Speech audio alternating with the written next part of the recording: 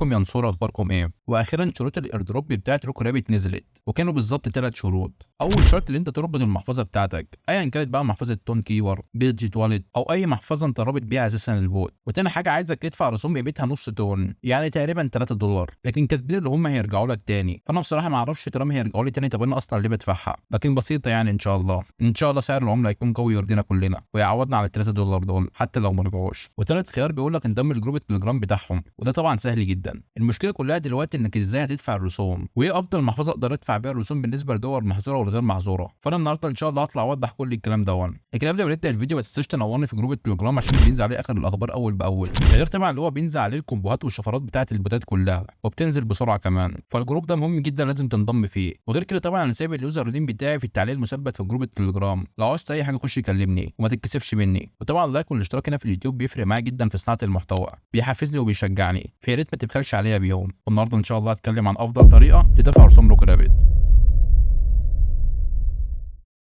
اول حاجه هعملها دلوقتي ان انا هربط المحفظه بتاعتي، وانا عن نفسي هربط بمحفظه بيجيت والت، وهقول لكم ليه دلوقتي. هربط بس بيها وارجع لكم.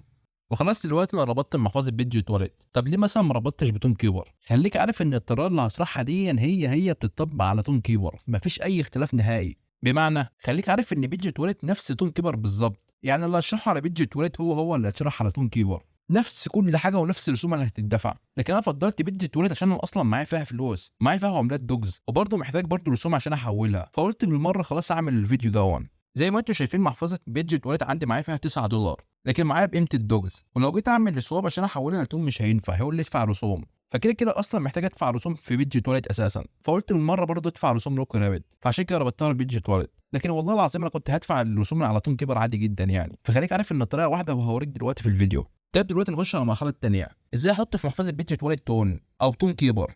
خليك عارف ان انا بشرح على بيجيت والت لكن نفس الطريقه على تون كيبر. اول حاجه انت قدامك خيارين، انك تحول من باينانس عمله التون او تحول من منصه بيجيت الاصليه عمله التون. طب ايه اللي احسن لك؟ انا احسن لي بيجيت رغم ان انا معيش فيها فلوس، وهقول لك ليه دلوقتي. عشان باينانس زي ما انت شايف كده محتاج الحد الادنى 3 تون، يعني تقريبا 17 دولار، وده كتير جدا.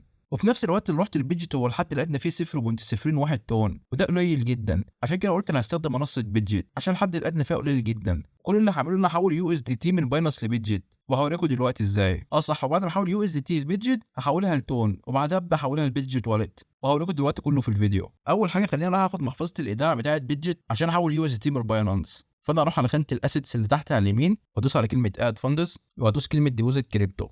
هيقول لي انت عايز تحط بعمله ايه؟ انا اقول له انا عايز احط بعمله اليو اس دي تي. هيقول لي اختار الشبكه. احسن شبكه تختارها والرسوم فيها قليله جدا هي اربيترام 1، لان الرسوم فيها تقريبا 3 سنت او 3 من 10 سنت، حاجه عبيطه يعني. فهدوس على اربيترام 1 وبس كده. دي المحفظه بتاعتي، هاخدها كوبي وارجع على باينانس. دلوقتي انا في محفظه التمويل معايا 9 دولار وعايز احولهم لمحفظه بيجيت. هدوس على كلمه سحب، وادوس على كلمه يو اس دي تي، وادوس على كلمه الارسال عبر شبكه العملات الرقميه. هنا يقول لي حدد الشبكه.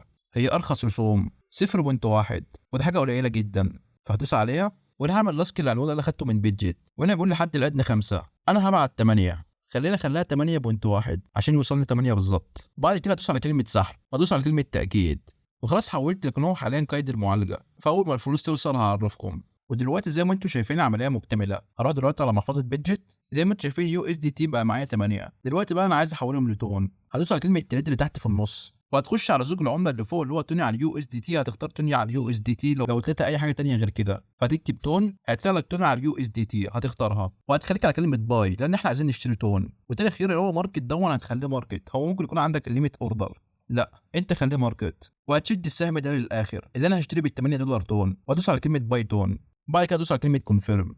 دلوقتي العمليه نجحت. ولو رجعت للاسد بتاع اليمين هتلاقي معايا 1 تون و3 من 10. دلوقتي انا عايز احولهم لتون كيبر بقى او احولهم لبيجيت والت. هشرح مثلا على تون كيبر، لكن انا مش هحولهم على تون كيبر. يعني من تون كيبر هتضغط على كلمه تون كوين وهتدوس على كلمه ريسيف. هيطلع لك الالوان بتاعك، هتاخده كوبي. وبعد ما ترجع للبيجيت هتدوس على كلمه ويزدرو اللي في النص دي، وبعد كده تبحث عن كلمه تون. هيطلع لك اول خيار، اضغط عليه واضغط على اون تشين ويزدرو اللي هو التحويل الخارجي. طبعا هو محدد لك هنا الشبكه وكل حاجه. في الويزدرو ادرس هتدخل هنا العنوان بتاع تون كيبر اللي انا خدته كوبي، وفي الميمو هتسيبه فاضيه وممكن تكتب اي حاجه لان هو ما ادالناش ميمو. وهنا هتدوس على كلمه اول ان انا احدد الكميه كلها، وبعد كده ادوس على كلمه ويزدرو. لكن انا طبعا مش هسحب على تون كيبر، انا هسحب على بيجيت والت. فانا هجيب المحفظه من بيجيت والت، هخش على بيجيت والت وادوس على كلمه تون، وبعد كده ادوس على كلمه ريسيف، وبعد كده اخد المحفظه دي كوبي واعمل لها بيست في الويزدرو ادرس، وهنزل تحت يقول لي دخل الميمو. انا ممكن ادخل اي حاجه، يعني ممكن اكتب مثلا كريبتو. هنا يقول لي حدد كميه التون، انا هضغط على كلمه اول اللي هو كل اللي معايا، وبعد كده ادوس على كلمه ويزدرو. هنا بيقول لي اللي هو هياخد رسوم 0.01 تون او ما يعادل 0.05 سنت، وده طبعا قليل جدا. هدوس على كلمه كونفيرم. هنا طبعا الامان بيقول دخل الاكواد دي، فانا هدخلها وارجع لكم تاني.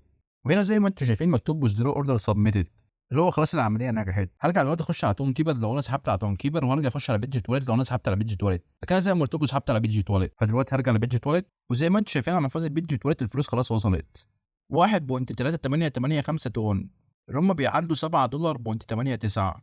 طبعا قبل اي حاجه انا عايز احول عملات دوجز اللي معايا لتون عشان ابقى ادفع بيهم رسوم اي بود. اخش على دوجز، اخش على سواب، وادوس ماكس كل العملات اللي معايا. هيقول لي الفلوس اللي معاك بتعادل 1.5 تون، اقول له كونفيرم. هيقول له هيخصم 0.15 تون، ادوس على كلمه كونفيرم. وبكده خلاص حولت عملات دوجز اللي معايا لتون. هدوس على كلمه اوكي. دلوقتي بقى دخلت على بوتروك رابت عشان ادفع الرسوم. هدوس على كلمه ايردروب، هدوس على كلمه ستارت، هدوس على كلمه اوبن والت، هدوس على كلمه يس، وادوس على كلمه كونفيرم.